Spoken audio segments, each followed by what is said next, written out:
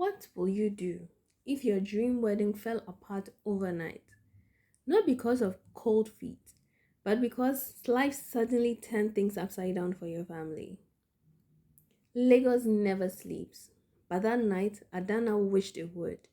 The news hit like thunder. Her fiance Chijoke's father, a rich trader, had lost everything in a sudden market crash. People whispered about bad deals and betrayal around the family house. In the sitting room, the elders quietly argued while Chijoke sat still, his head down, staring at the floor as if he could find answers there. Adana stood behind him, her hands clenched so tight that her knuckles turned white. She had been measuring lace for her engagement dress just days ago, picturing her mother's proud smile as they danced at her wedding. Now all that was left was silence, and the heavy weight of disappointment pressing down on her. Outside, the street was lively as if nothing had changed. Car horns, music from parties far away, hawkers shouting about snacks and drinks. Life went on, but inside, her dreams were coming apart. Tradition required the groom's family to pay her bride price, a sign of honor, love, and respect for her family. But with bankruptcy looming, everyone knew the truth. There'll be no bride price, no celebration, no wedding. She finally met Chijoke's eyes, and instead of defeat, she saw shame and a question he was too proud to ask. Could she wait for him? Could they make it through this? At that moment, Adana made a silent promise. If tradition needed a bride price, she would raise it herself.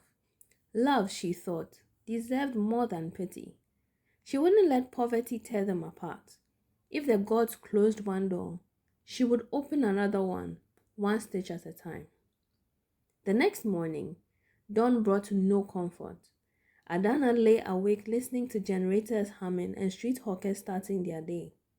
In her mother's small kitchen, she sat with her parents. Her father looked shocked, while her mother kept her mouth closed. They didn't understand why she wouldn't just walk away. Wasn't it enough that she had beauty, youth, and skill? Why tie herself to a man that is ruined? She stirred her tea slowly and raised her chin. Papa, Mama, I will raise my own bride price. Who has ever heard of such a thing? Her father said. A woman paying her own bride price? Would you also be the husband? But her mother saw the fire behind her daughter's calm words. She knew Adana's stubbornness could be a blessing or a curse. So she asked, how will you do it? Adana looked at her hands, soft palms with calluses from years of careful stitching. I will sew. I will make dresses. I will earn enough money for my dowry and more. Her father slammed his cup down. People will laugh at us. They would say we sold our daughter to herself. Is that what you want? No, Papa, Dana said. They will say you raised a daughter who could save her own dream. Her mother turned to the father, placing a calm hand on his arm. She knew Adana's mind was made up, and deep down, he knew it too. He shook his head, muttering prayers under his breath. Outside, the first customers called out for akara and bread. The day was moving forward. So would Adana. If love was a fabric, she would stitch every piece together until it was strong enough to wear forever. After leaving her parents' house that morning, Adana walked to her tiny room at the back of her auntie's compound.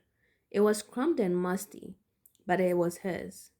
By the window was the sewing machine she had inherited from her late grandmother, a steady old singer that had stitched many wrappers, school uniforms, and church blouses over the years.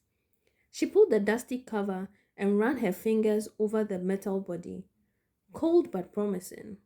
She remembered the first dress she ever sewed, uneven stitches, two tight sleeves, but her mother had worn it proudly to the market, telling everyone who cared to listen, "My daughter sewed this dress." That was before school and work took over her days. But now, the sewing machine felt like an old friend waiting for her return. She plugged it in, wincing as the motor sputtered to life, louder than she remembered. The needle bobbed up and down like a heartbeat. She found a piece of cloth from an old bag and pressed her foot on the paddle. The fabric glided through, lines forming with each pass.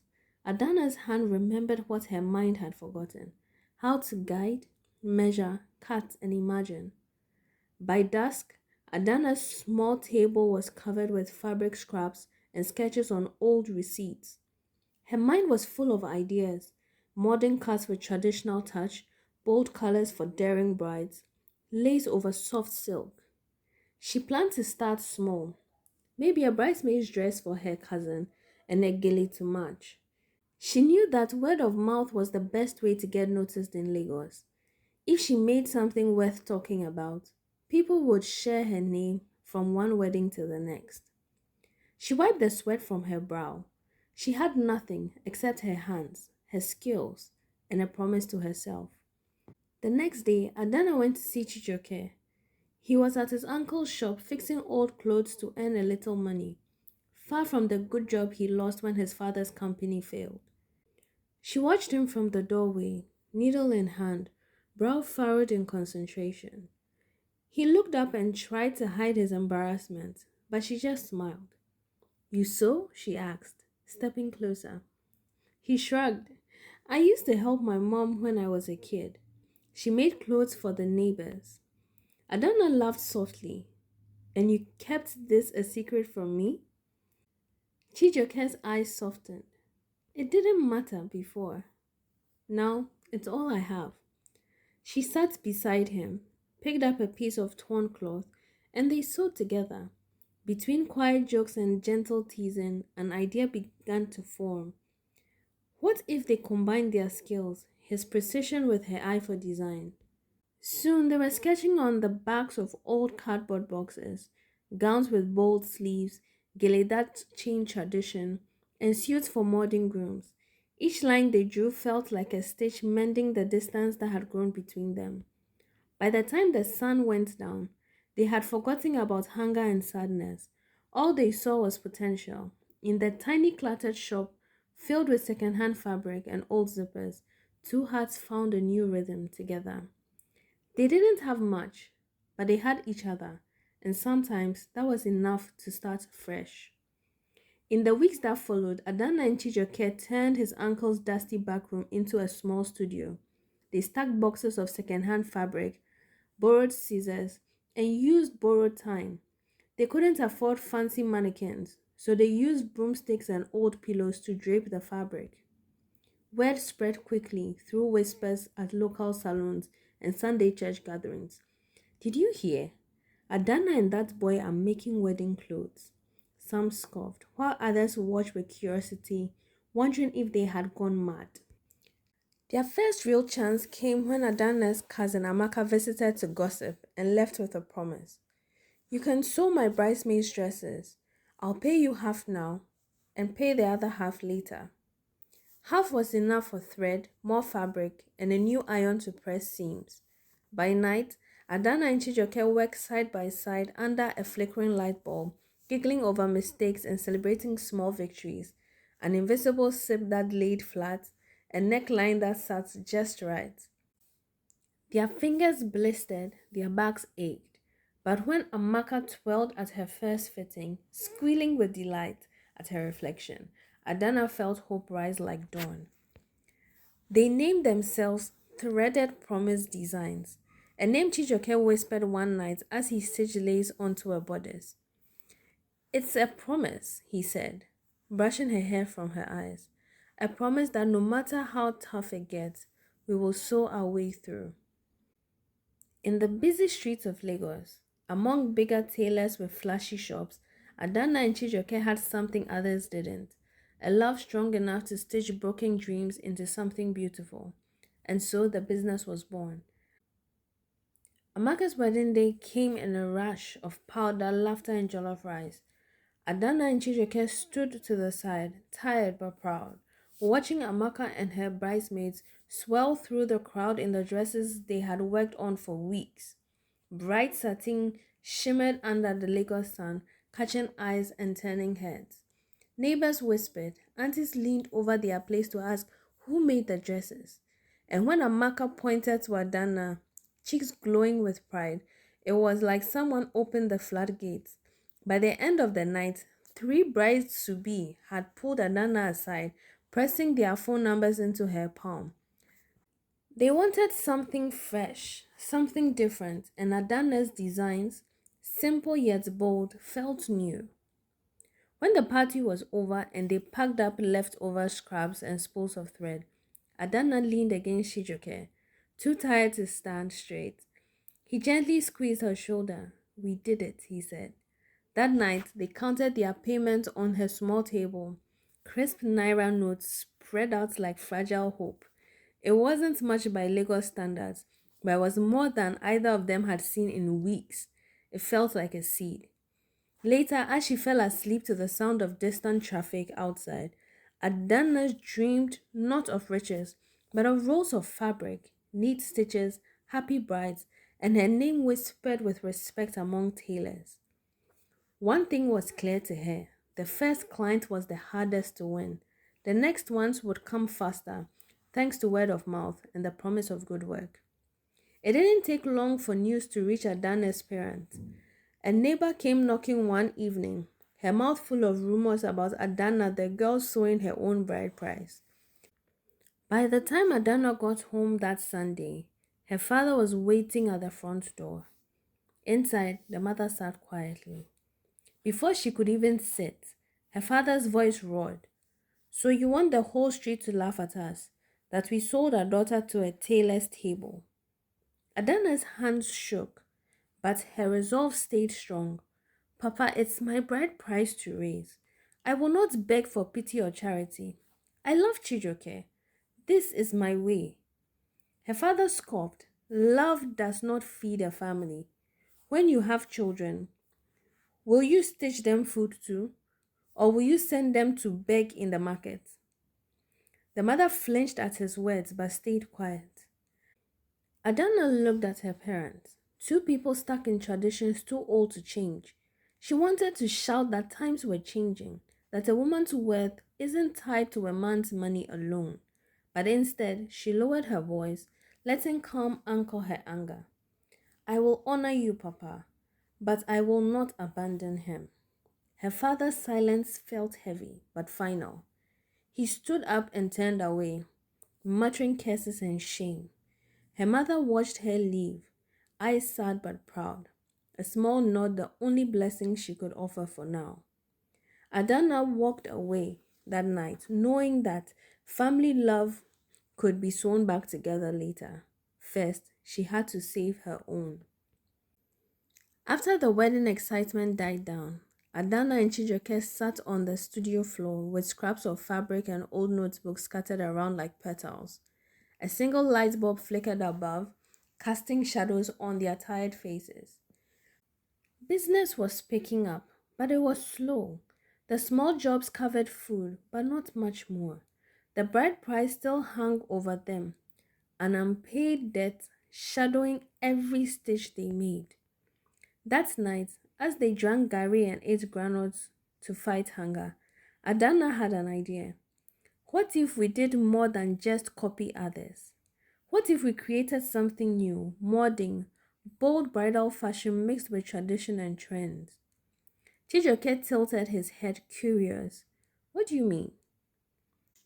She opened her old sketchbook and showed him a rough drawing she had made years ago. A fitted lace dress with Ankara details, a veil that could also be a gilly, dramatic yet elegant. "Look," she said, "brides today want to feel special. They want dresses that tell their story, not just the same styles from Abba market tailors." Chijioke studied the sketch, a smile creeping across his face. "It's risky. People might laugh." Adana shrugged. "They already do. But if just one bride wears it, others will want it too." He grinned, shaking his head at her stubborn passion. "Then let's make it. Let's start with one dress, one bride, one chance." Outside, Lagos was busy and loud. Inside, two dreamers planned to change how love could look, one stitch at a time. The first custom dress was more complicated than anything Adana had ever sewn. She and Chijoke worked through the night, sleeping in shifts on a thin mat beside the humming sewing machine. By day, they ran errands for fabric, begged suppliers for credit, and charmed clients with smiles and promises. They used cheap lining and leftover lace for the prototype. Each piece had to be perfect, no crooked seams, no rough edges. If they failed, their reputation would end before it even started. Neighbors sometimes peeked into the small window. Some shook their heads, thinking they were wasting their youth on dreams. Others whispered prayers for their success, hoping the young couple will succeed. One night, Chijoke poked his finger on a needle and laughed through the pain. I'm bleeding for fashion now. She saw the tiredness behind his grin, the worry he tried to hide with jokes. She made him rest, threading the machine herself and humming softly to keep the fear away. She remembered her grandmother's words: a steady hand can fix any tear, but a steady heart meant the tailor too. When dawn came, they stepped back to see the finished dress. It was beautiful.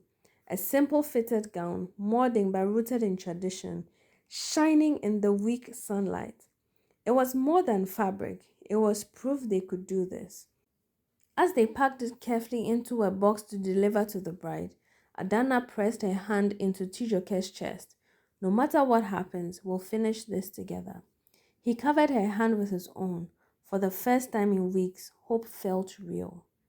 The bride, Bissy, was young, bold, and ready to take risks. When she slipped into Adana's gown, her friends gasped. The fabric hugged her shape perfectly. The Ankara details made her stand out among the white lace copycats.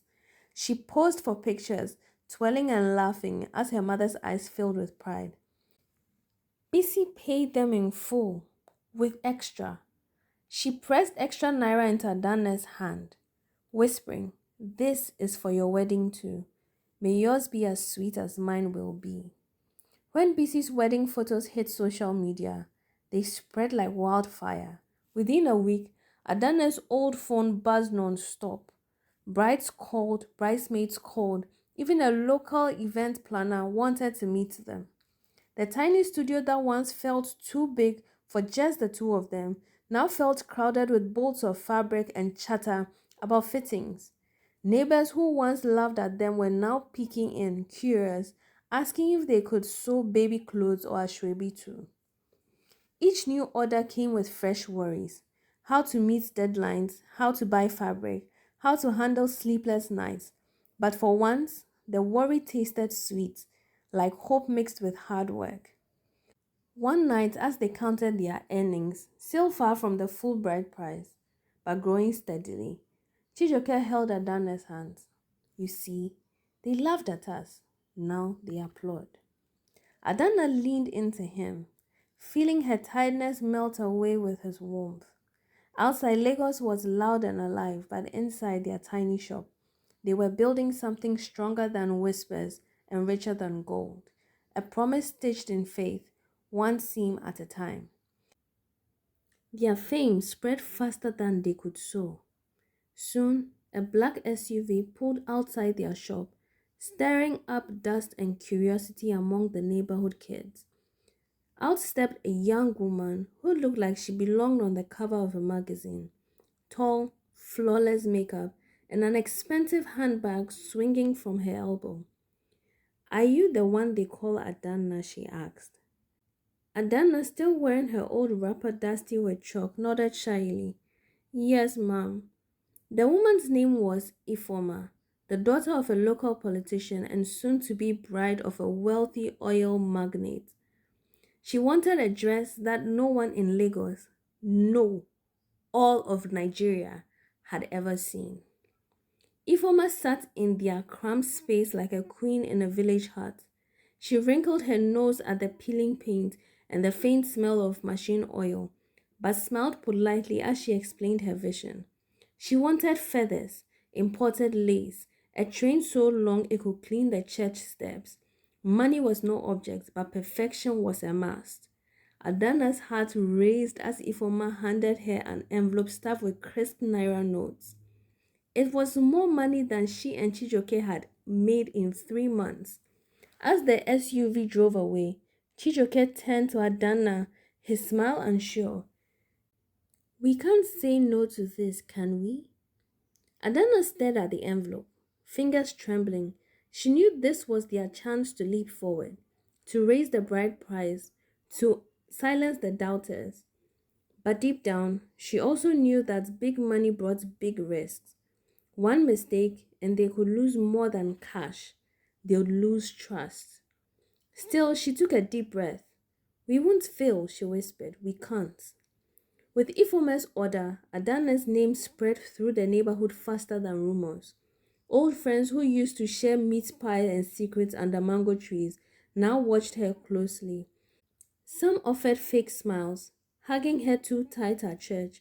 Others whispered behind her back, saying she was chasing rich people now, that she had forgotten where she came from.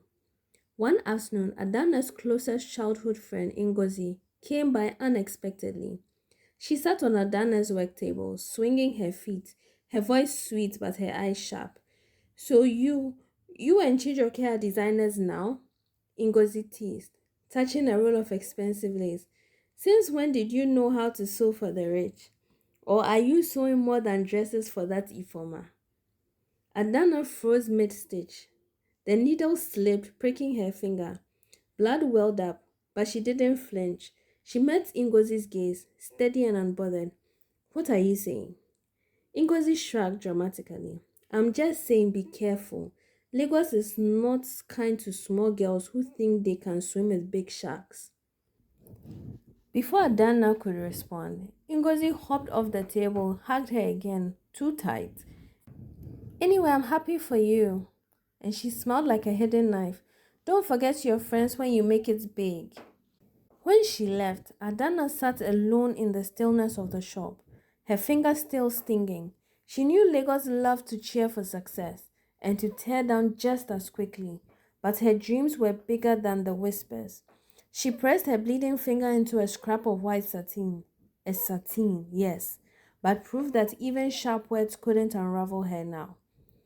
When Ifoma picked up her dress, she was so pleased that she invited Adana and Chijoke to showcase their designs at an exclusive bridal fair downtown.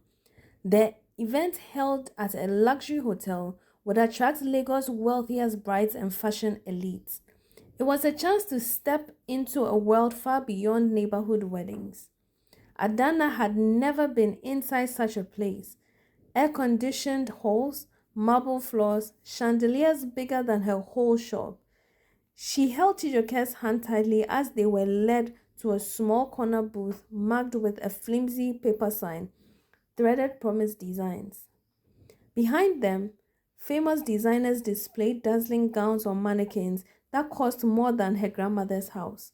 Some sneered politely at the young couple with their simple dresses and homemade stands. But Adana refused to feel small. She arranged each piece with care, lace pressed flat, anchored accents just right, veils fluffed like royalty. When the crowd showed up, whispers of curiosity swirled around. Ifoma, glowing in her beautiful gown, moved through the room like she owned it, leading curious brides to Adana's booth. This is the girl who made my dress, she proudly said, tossing her hair back. If you want something unique, talk to her. Orders started coming in. A veil here, a custom sketch there. Some rich lady snuffed and walked away, unimpressed by the couple's simple setup. But for every snub, three others whispered about fresh ideas, young talent, and affordable elegance. By the night's end, Adana's hand felt shaky as she counted the deposits in her purse. She felt Chijoke squeeze her fingers under the table. In a sea of big names, two small dreamers had made enough noise to be noticed. Not everyone was happy. Among the fancy gowns at the bridal fair, a bitter pair of eyes watched every bride that went to Adana's booth. Madame Felicia, an old designer known for dressing politicians' wives, frowned at the buzz around the threaded promise. To her, Adana was an insult, a tailor without background threatening her long-held reign. 2 days after the fair, Adana opened her studio to find her best lace all torn up, patterns ripped, and her sewing machine jammed with scraps of fabric stuffed inside. She dropped to her knees, tears springing to her eyes faster than she could hold them back. Chijioke showed up moments later, holding fresh thread and bread for breakfast. When he saw the mess, he dropped everything and hugged her tight.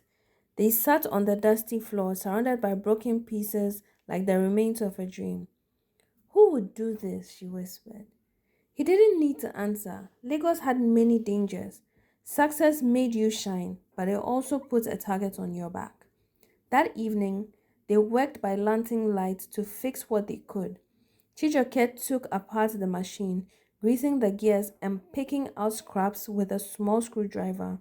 Adana ironed what lace they could save, treating every piece like a wounded child. They didn't file a police report. What good would that do? Instead, they kept stitching through the pain, promising not to let their enemies see them close up shop. By dawn, the machine hummed again, battered but still strong, just like their owners. Days after the sabotage, a fancy car pulled up again. Ifoma stepped out, but this time she had company. Beside her stood a man in a sharp suit, giving off the quiet confidence of someone used to getting what he wanted. He looked at Adana like she was an investment waiting to happen. "This is Chief Duro," Ifoma said. "He's a big player in events. He wants to meet you." Chief Duro smiled, his teeth shining under the shop's dim light. He praised Adana's bold style and fresh ideas. Then, like a cat rubbing against a leg, he made his real offer clear. An exclusive deal. He would fund her dream shop in Ikoyi, a place where rich brides would line up for months, where her name would be mentioned alongside Lagos' big top designers. Dana's heart raised. Ikoyi, a real shop? No more peeling paint and broken machines? But Chief Duro's gaze lingered too long, his smile too sly. When he talked about partnership, Chijioke tensed beside her, recognizing the hidden cost in the man's sweet words. Chief Duro left his card on her table, the gold letters shining like temptation. Ifoma winked as she left with him. "Think about it," she said, her voice smooth. "Big dreams need big friends." When the car door slammed shut, the dust settled. Adana stared at the card. In her mind, she saw her bride price paid many times over, her parents' approval bought with silk and marble floors. Next to her, Chijioke's voice was low but heavy. "Be careful, Adana. Not every dream you buy comes with a change." Thank you for watching. Will Adana trust Chief Duro's promise? Or will this golden opportunity end up costing her more than she can afford? What would you do if you were in Adana's shoes?